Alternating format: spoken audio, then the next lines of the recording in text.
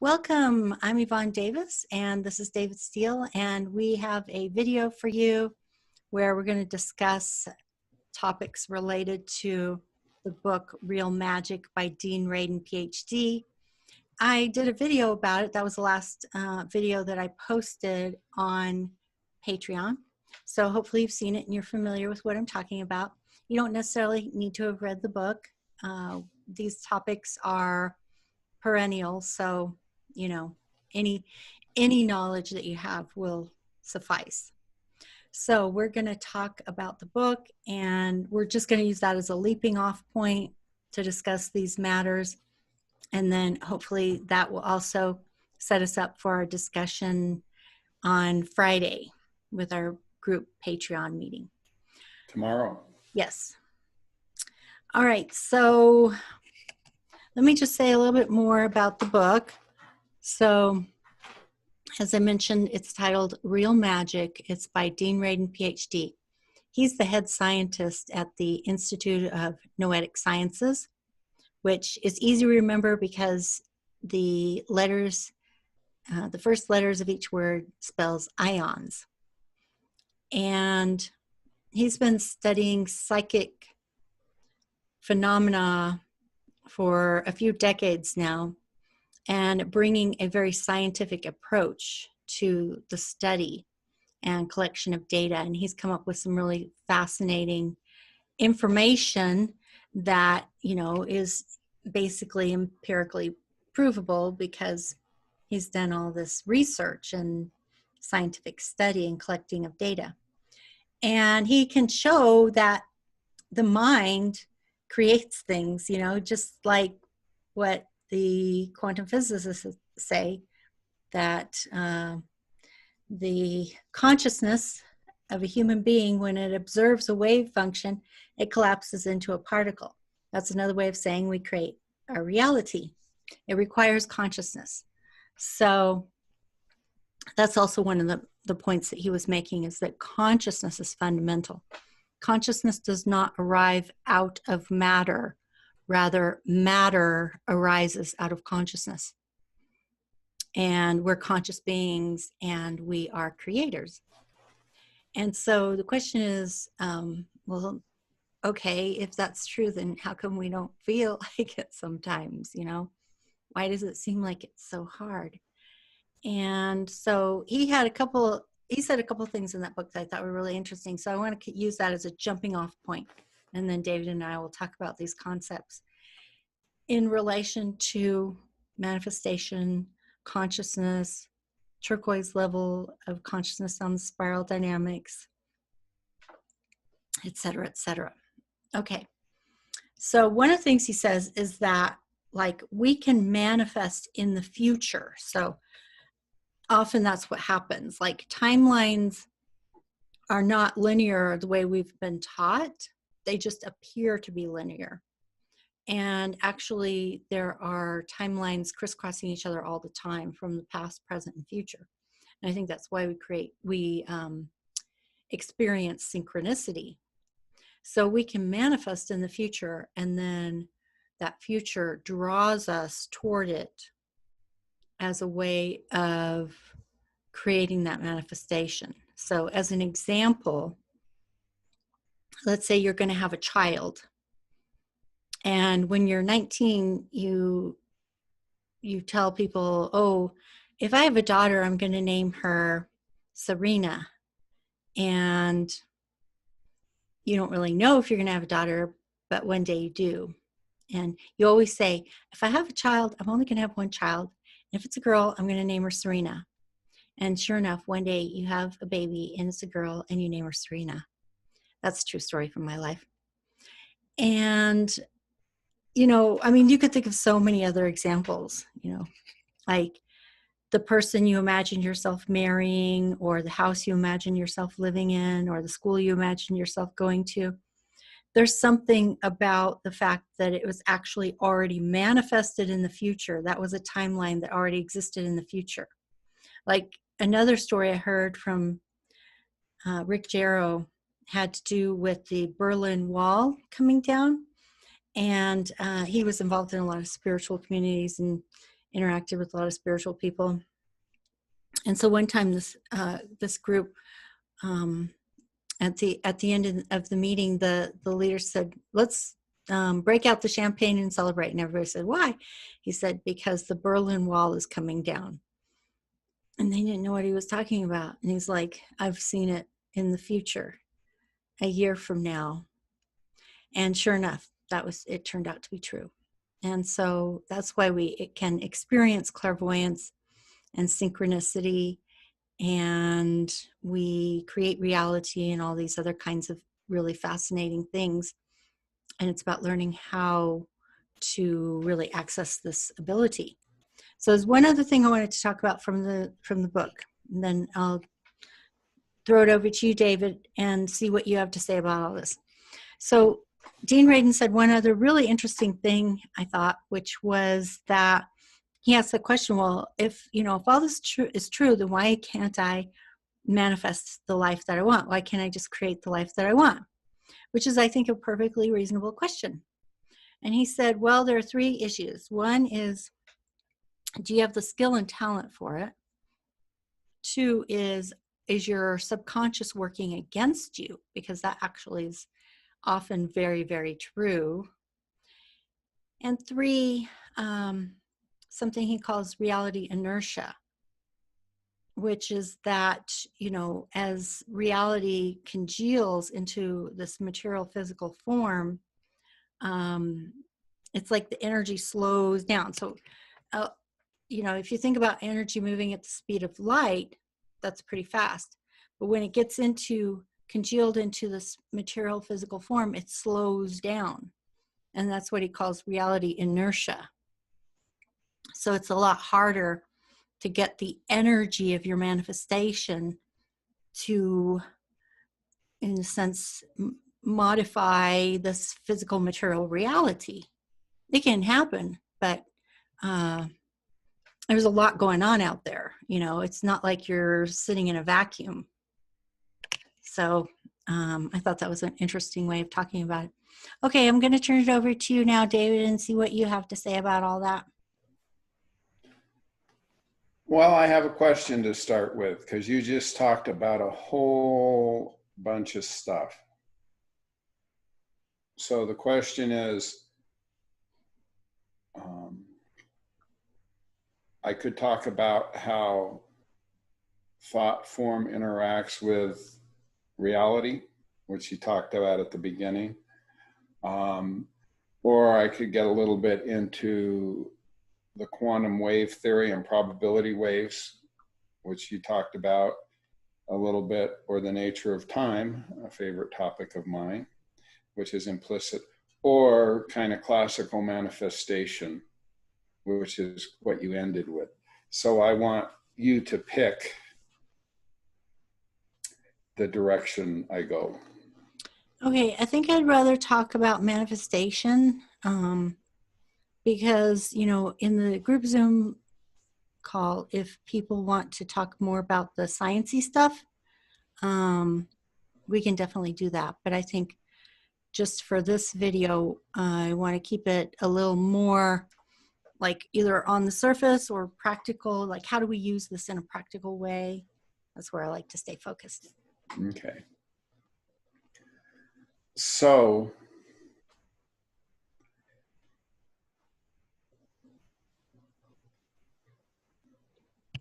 in the beginning,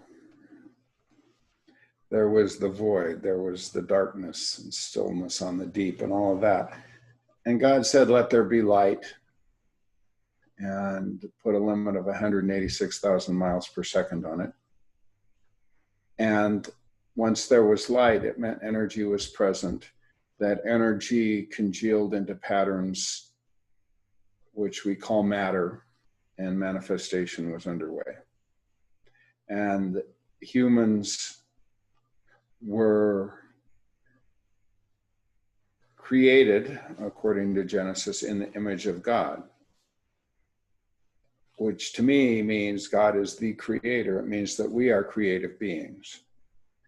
And Don Juan said, the secret about humans is that we are perceiving beings. That's the the kind of the shamanistic view.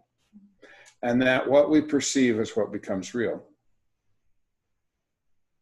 And if you ask someone to doubt their perception, you're asking them to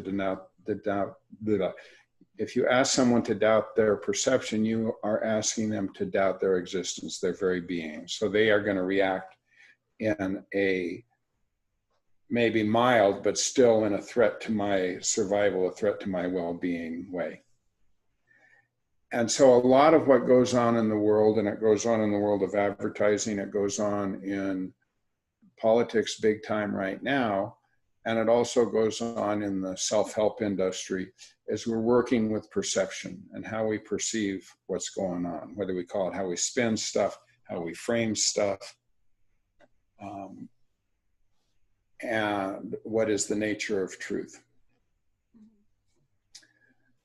So when we talk about creating our reality, manifesting something, it starts with becoming aware of how we perceive things. And so that patterning of perception, if you're into psychology, we call it our script.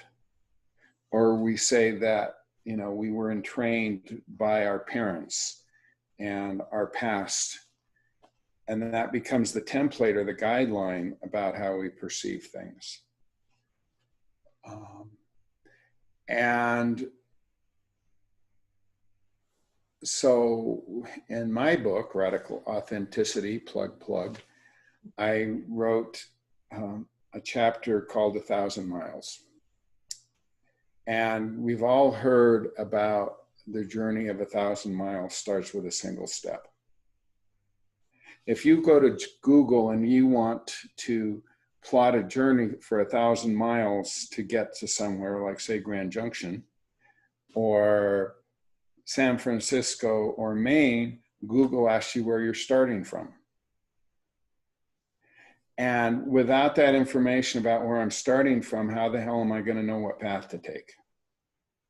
So fundamental to manifestation and creating the reality we want is we have to be very honest with ourselves about who we are in this moment and what our starting point is. Without that honesty, we're going to be mired in confusion and we're going to be plagued by doubt. The one thing that short circuits and inhibits manifestation more than anything else is doubt. So you can go back to Buddha saying, what is it that creates, that prevents us from reaching a state of nirvana? And he said, doubt. Yes, Jesus was asked, how come I can't turn wine into water? Why can't I do whatever? And Jesus said, your faith isn't deep enough. You have too much doubt. So you have to be anchored in your I am and recognize yourself honestly about who you are and what your motivations are. A lot of manifestation stuff doesn't work because people are in love with an image of who they think they should be, and it's too scary or deflating to recognize who we are, because then we get into the shadow work that you've talked about a lot of on. And the thing about the fact that we can manifest stuff, and we do manifest stuff, we manifest our own existence every day, every single day. We make decisions, we take actions that create reality. In order to really manifest the reality that we want, we have to be 100% responsible for how we interact with the world. We cannot blame, we cannot make excuses, we cannot criticize. And a lot of people get a huge emotional rush off of blaming, criticizing, because it feeds, I don't know, is it endorphins? What does it feed to the brain when we can give someone their comeuppance and be on the side of right and truth and dispel the despicable that is so deluded and needs to wake up and learn? What kind of rush does that give us? Probably dopamine. Okay. Yeah, Dopamine. that's what I would guess when you think you're right and you get to Uh-huh. tell someone how right you are. Right. Yeah. I'm guessing it's dopamine. So that's very compelling and it's very addicting. Mm. And if we really want to truly manifest, we have to give that up. Which means we're giving up that external locus of control, taking responsibility, claiming our own creative power. And so also, since I started being with a little bit of a biblical reference, in the beginning was the void. That's the fundamental tenet of Taoism, which I am very fond of, that everything comes out of emptiness. There's nothing. So it's a blank slate, and then something spontaneously bursts into being. So when we want to create, the more we can step into that emptiness, that void, that silence that's not prejudiced by our psychological scripting or our habitual hypnotic way of perceiving. It's like giving us a fresh start. And we've all heard the phrase of looking at the world through the eyes of a child. So those are essential prerequisites to manifestation. I would say one other prerequisite is to really acknowledge that the power of creation flows through us, but there's no way our mind will ever be able to understand it. And it's not necessarily us. We get to be the witness, we get to have the joy and the experience, the sense of accomplishment. But when I write a poem, I have no idea where it comes from. And a day ago, it didn't exist. Now here it is. I can't explain how that works. I can talk about circumstances surrounding a poem coming into being, and there's insight in that. But how those words pop into my head, there's no way I can tell you what that is. And so, but I do practice words, so I gain skill. So when that moment of creativity, that moment of the muse touching me, puts energy into my nervous system, then my nervous system is trained so that I can skillfully move that into the world of matter. And so manifestation takes practice, perseverance, work, and at the same time, it's a surrender.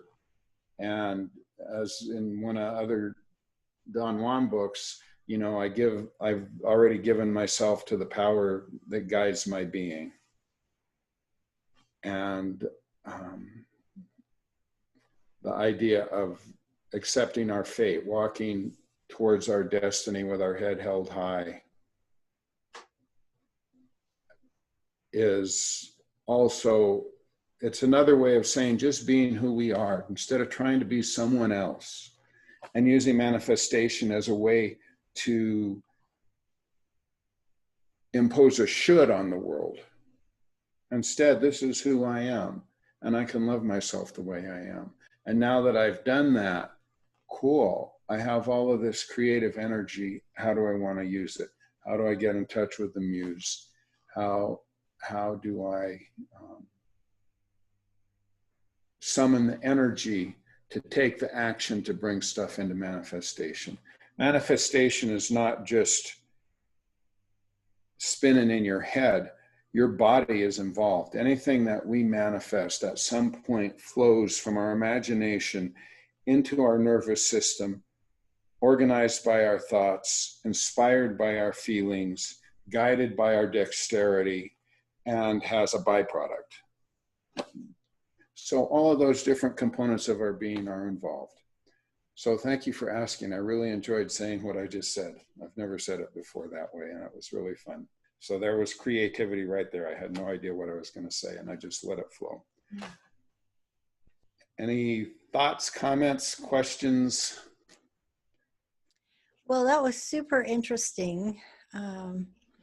But it also made me want to like take an example, you know, like, okay, what if we were to talk about, like we could take something personal from my life or your life, but I kind of want to make it relevant to as many people who are watching this video as possible. So the subject I'm going to choose is the election. And, you know, the election is like a collective manifestation.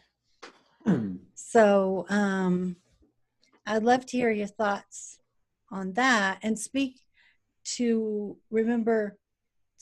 people like myself who want to know, like, how do we manifest this on a spiritual level?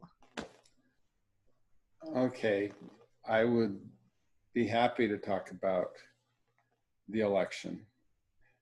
I want to give you a concrete example from my past before I talk about the election, to really flesh stuff out, and also to talk about something that's not necessarily going to have as much of a charge. Okay. So when I was when my nephew was 3 years old, he came to live with me, and because of tragic circumstances in the family, which is a whole nother story. But all of a sudden, I had this 3-year-old kid I had to take care of. And I realized, holy shit, I can't just be a starving poet. I have responsibility for these other beings. I led a very meager lifestyle and washed dishes because there was no responsibility involved in that kind of work. I could leave my job behind. And then I spent a lot of time writing poetry and hanging out, being alive. And I really sometimes very much miss those days.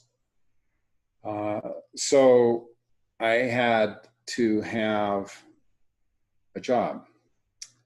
And I didn't know how to go about doing that. So I read books about putting together a resume, and I had this thought, God, why should I put all of this work to sell someone on me being a good employee when I could just sell them on what I do and still be my own boss? That's just ingrained in my being. And so the other thing I realized when I was doing that is I have to be paid to create. If there's not something creative in what I do, I will be a failure. I will be miserable. I'll have to take Prozac to stomach going to work every day. And I didn't want to live that life. So those were the two things. I want to be in business for myself, and I have to be paid to create. And what I had skill at that I could be paid to create at was computers. Now, this was back before the mouse existed or pictures existed on computers. You were looking at a black screen with green letters. And so I didn't know how to go about doing that. So I told everyone that I was in the computer business. And then I spent a lot of time doing meditations, imagining myself doing computer work and imagining money flowing into my life. And I did that every day for a long time. So to get back to what I talked about at the very beginning, I had marginal success. I started getting some business, but it wasn't as much as I thought. And so I really paid attention to what was going on at the subconscious level. You talked about the subconscious, is that working with us? And so one of my meditations was people loading bundles of money on a truck. And then I can't tell you how I noticed this, but it was like I would meditate on this and then I would kind of space out. And then I noticed I was spacing out. And while I was spacing out, there was a scenario going on in my subconscious of people then unloading the bundles of money from the truck. And so there was something in me that was not in total alignment. And I had to get in touch with the fact that I had the fundamental assumption that money caused harm. That money basically was an evil force. And how am I going to interact with and relate to money if I think every time I'm doing that, I'm causing harm? So I had to go into myself and get in touch with that belief and how fervently I held it and why I held it and the care that was behind it, because I didn't want to do harm. And I literally had to reprogram. So I did meditations, shifting the belief money has harm to money is a tool. And I persisted at those meditations for 4 or 5 months. Just really money is not the source of evil. Money is a tool. And all of a sudden, I found myself working for credit unions, and it's like I didn't do anything. Credit unions are great. They always pay you with a cashier's check. You don't have to worry about rounding up, bringing in funding. They were really, really good to me, and they gave me plenty of money to raise a kid. As soon as he left my life, I left credit unions, and now I'm back to being the starving poet. Mm-hmm. That's an exaggeration, but not by much. So there was the meditation.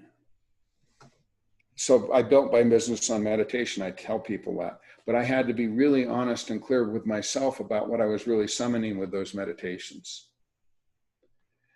and do a lot of very personal work. And I had to listen to the parts of myself that didn't want me to make money. And I had to listen to the part of myself that was grieving because I wasn't the carefree poet anymore. And I had to listen to the part of myself that was devoted to this young life that was entrusted to me. I had to listen to all those different parts of myself and welcome them, and the fear. I had to listen to the fear and realize I was scared. I had to do all of that to make the rest fall into place. So now we can talk about the election. Okay. You got any other thoughts or comments you want to make before I talk about the election? Well, I'm glad that you gave a concrete example of how we have these different parts of ourselves that may be working, at cross purposes, because most books and audio programs and whatever that talk about manifestation make it seem so simple. I'm just going to visualize $1 million dropping into my life and contemplate my navel, and it'll just show up. Yes. And then you wonder why it's not showing up. And because there's some other part of yourself that is like, either doesn't believe it or doesn't think you're worthy of it, or wants to contribute something, doesn't necessarily want to just sit on in a lotus position contemplating the navel, actually wants to create something and contribute, to meet a need for contribution, and also to contribute to a sense of worth and value.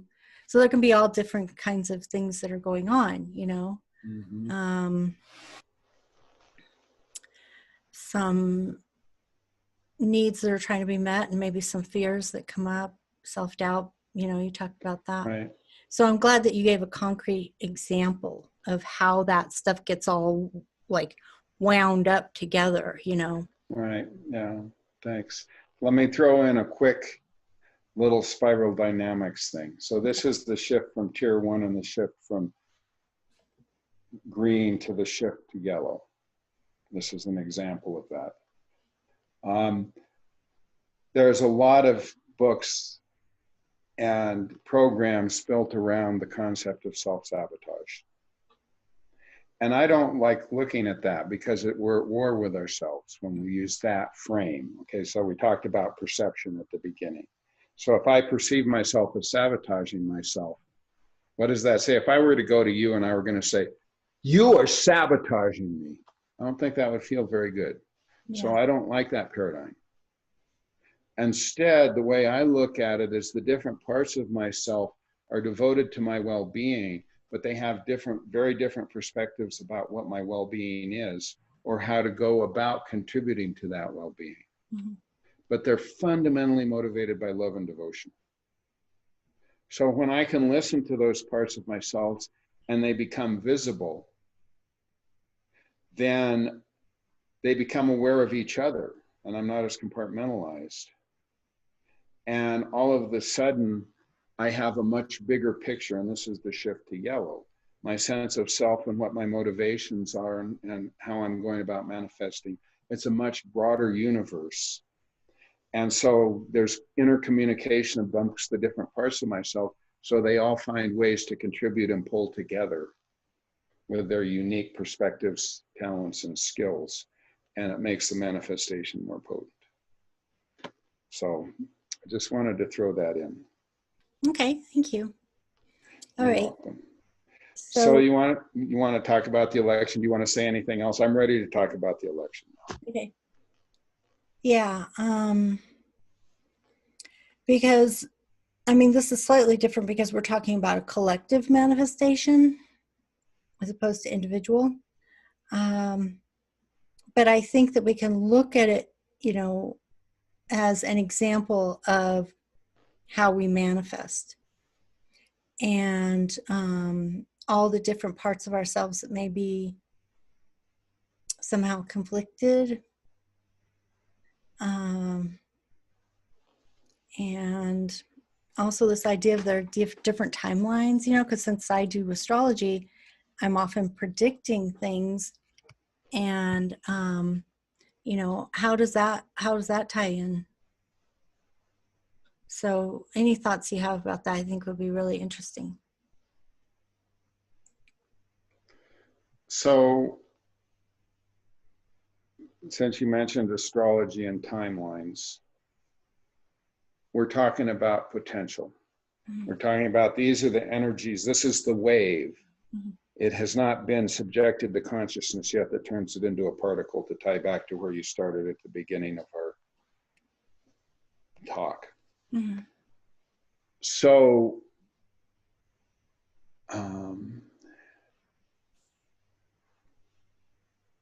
how does that potential get drawn into manifestation? And what draws it into manifestation is perception. And so when I look at what's going on in politics today, there is a vast panoply of perceptions that will look at the same event and draw very different conclusions. Mm-hmm. And those perceptions are all summoning a reality. And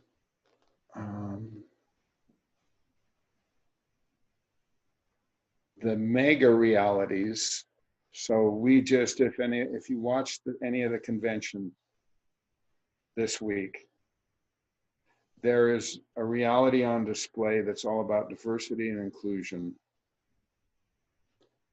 And from my perspective,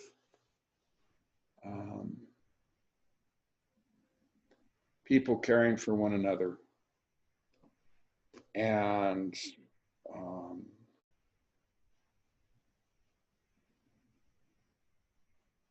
contributing, helping each other. Mm-hmm. Now, I'm not naive about politics, and there's still stuff in the background. There's still shadow stuff, but that's the world that they're talking about.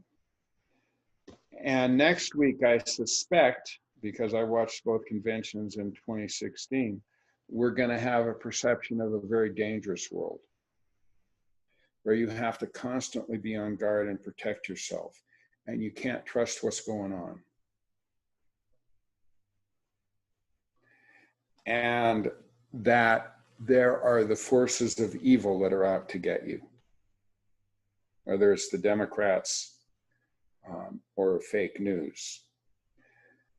And so humanity, and it's not just happening in the US, but the way I look at it is humanity as a species right now, it is at an inflection point. It is at a point in our evolution where, because of the pressure our technological prowess puts on us, because we have such a profound impact on the planet, and because we can totally annihilate ourselves now with a misstep, that pressure is pushing us to either choose to that world of danger,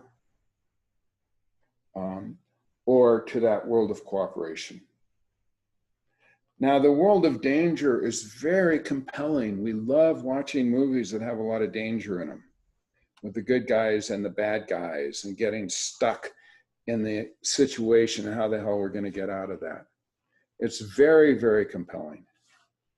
And in that world, we believe we're on the right side, other people are on the wrong side. We get to have that dopamine rush of I'm the one that's right. I'm the one that can see the truth. And I have to go to war in favor of what I really believe in. And I have to stamp out that stuff that wants to destroy what I care about. That is a very, very compelling world to live in. And it sells a lot of product. So there is a real strong economic incentive to promote that world. And I can't tell you it's wrong, because it is possible to live in that world, to see the world that way. And I remember when I was in my 20s, preparing for the destruction of civilization, wondering how I was going to survive by licking moss off of stones. And it was very compelling. And the other world,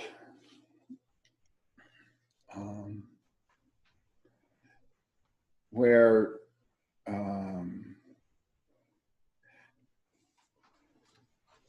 we can cooperate and contribute with all of our different unique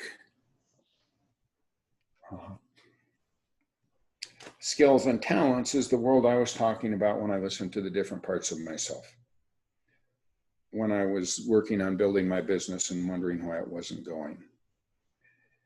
And so I have a strong preference for that world. And I think that stepping into that world is taking the evolutionary leap that will enable us to handle global warming and the fact that we have nuclear weapons, you know. And I think if we choose that world, we're likely to survive. But I certainly can't compel, and there are a lot of very liberal people who are doing that same I'm right and the others are just blind and misguided and I'm going to war for my cause. So it's not a liberal or conservative world. That's the world that organized Christianity is built on too. Fighting evil, we're sinners, we got to stamp out the devil. I don't believe personally that that's the world that Jesus talked about. I don't hear Jesus at all in that. Just my personal preference. A lot of people, you know, do. I think that Jesus was the Prince of Peace. Peace means we're not at war. So we might choose that world. And when I judge that world and make it wrong, I'm actually participating in it. When I understand it, and here are the motivations beneath it. You know, a lot of people right now who are living in that fear talk about, I don't get any respect, my voices aren't heard, I'm being censored on social media, blah, blah, blah.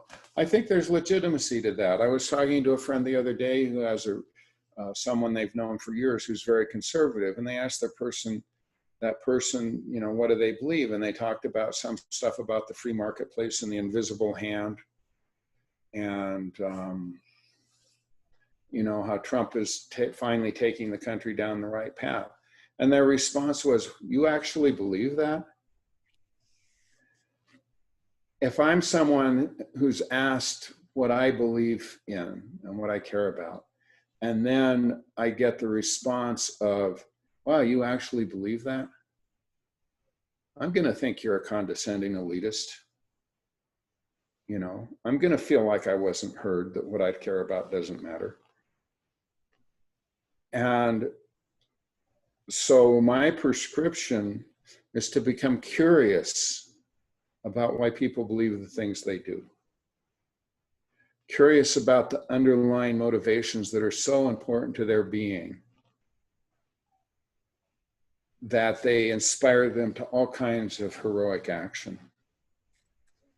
And often it's action that I don't really like or approve of or can't resonate with, but I can understand the motivation and the care beneath it. And when that happens, then transformation happens, because then we're doing that stepping into the second tier of the spiral. Because there are people out there who are looking for opportunities to rape and pillage. There are people out there that will kill you, so to speak, out there. And so it is totally naive to not be on guard to that and to pretend that that doesn't happen. Corporate marauding and pillaging resources is a part of our economic world. And to pretend that that doesn't happen is to deny who we are. So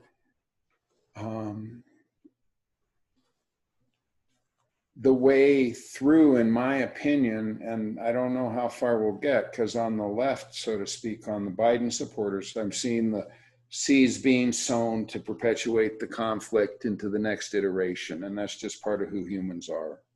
And it's that, oh, I can't believe you actually believe that. Or, no, these people are so ignorant, they don't even see what's in their best self-interest, that kind of stuff. That is going to perpetuate the battle. But there's something about humans that need battle. The question is, can we learn to manage that? Can we achieve a level of consciousness where that does not threaten our survival on the planet? And so,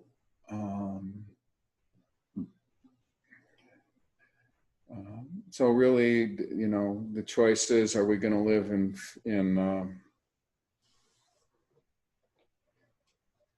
fear and confusion, fear and insecurity, or are we going to live in compassion and abundance? And they're both there waiting for us, begging us to choose them.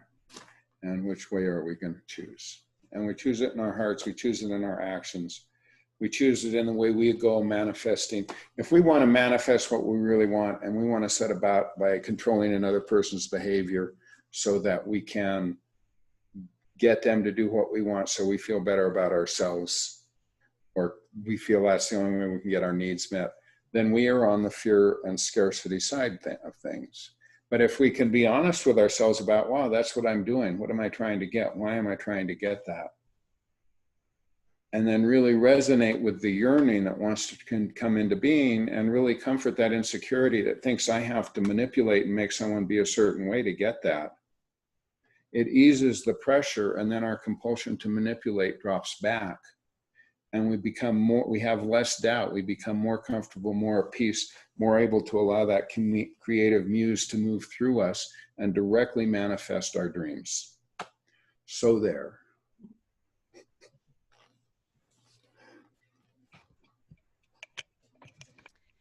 Well, as I was listening to all that, I'm like, this is hard work. You know? You kind of caught me at a pregnant time. I've been thinking about this stuff a lot. So. Well, I mean, I can't disagree with anything you're saying. I'm just thinking that's hard. That's a lot of hard work. Because I have this image of Tucker Carlson and his, you know, that face that he always makes, like total disgust. Like, I can't believe these people would ever think or say this. Have you heard what these people think and say? You know, and I'm just like, yeah, that is what they think and say. And, you know, they're not horrible people. And so it's just, you know, it's really hard. I mean, every time I'm confronted with a Sean Hannity or a Tucker Carlson or a Donald Trump and their contempt and whatever they need to say, you know, you were talking about manipulating, whatever they need to say. It's hard not to get triggered by that. Yeah, and you, by all means, get triggered by it, because that's what's going on. But then if you can bring your perception to understanding the trigger. I'm just saying it's hard work. It is hard work. So yeah, getting back to your point, it is really hard work. It's very hard work. You know, and it's the work that Christianity calls us to, since I've been on a Christian vibe right now.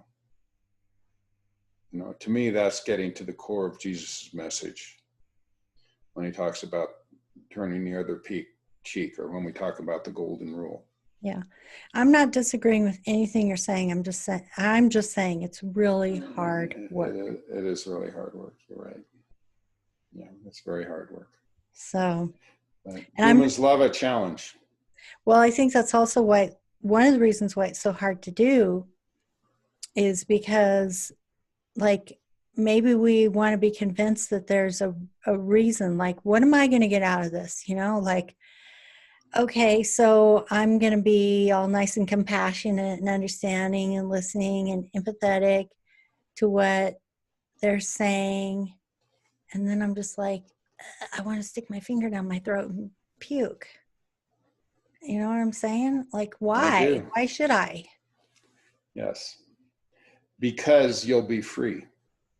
Because then their behavior will not compel a reaction in you that you would rather not have.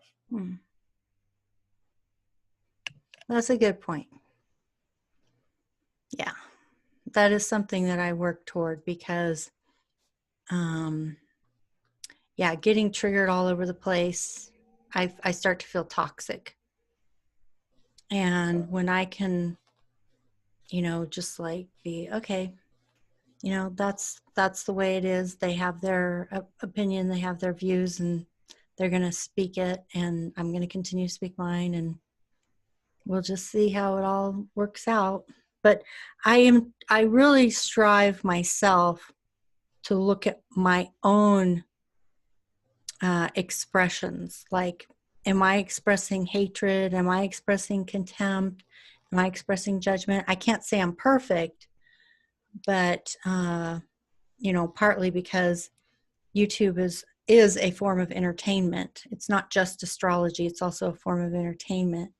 And I know that my audience, I have a certain audience. You know, if I had a different audience, they wouldn't like my videos.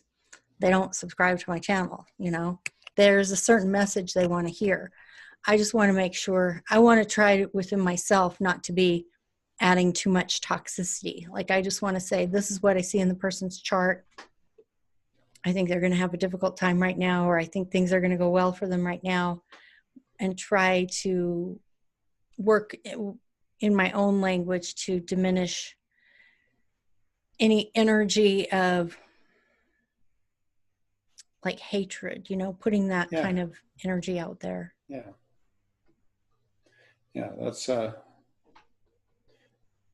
really touches me. It stirs my heart to hear you talk that way. Because the thing about it is that people are hooked into your channel. If your message is transforming in subtle ways, or it still feeds them the information they want, you can invite them to come along on the transformation too. Mm-hmm. And you know, sometimes I think about Benjamin Franklin. Benjamin Franklin, when he was young, he had this job with a wheelbarrow. I forget whether it was fish or whatever. He made a point of making the wheelbarrow wheel squeak, so that when he went up and down the street, there was this squeaky noise, and everyone turned and look, and they say, oh, there's Benjamin Franklin. Boy, he's a hard worker. And that's the entertainment piece of it. You know, Theodore Roosevelt, who created really the national park system and launched the first real antitrust laws in this country to break up corporations, and campaigned against child labor, was a consummate showman. The press couldn't resist him. Even before he was president, flocks of press people would follow him around because they knew they would get colorful headlines. Mm-hmm. So that ability to entertain is absolutely essential to catching attention if you're working with the masses. And it serves any cause. It's totally neutral. It's a tool. It has as much preference as a hammer as to how it's used. But it's very, it's one of those skills that I talk about bringing the muse into being, is learning how to entertain so that you can put your message out in a way that catches attention. Yeah. Well, I think this has probably gotten pretty long, so. It has. And I'm sure this will give us a lot to talk about on the group Zoom meeting. Okay, so this is going out just on the Patreon channel? Yeah. Then I feel totally comfortable saying I've really missed everyone, and I'm really looking forward to talking tomorrow. Me too. All right, so we're going to bring this to a close now. And thank you all for joining us, and we hope to see you at the group Zoom meeting. So take care, and until then, bye-bye. Bye.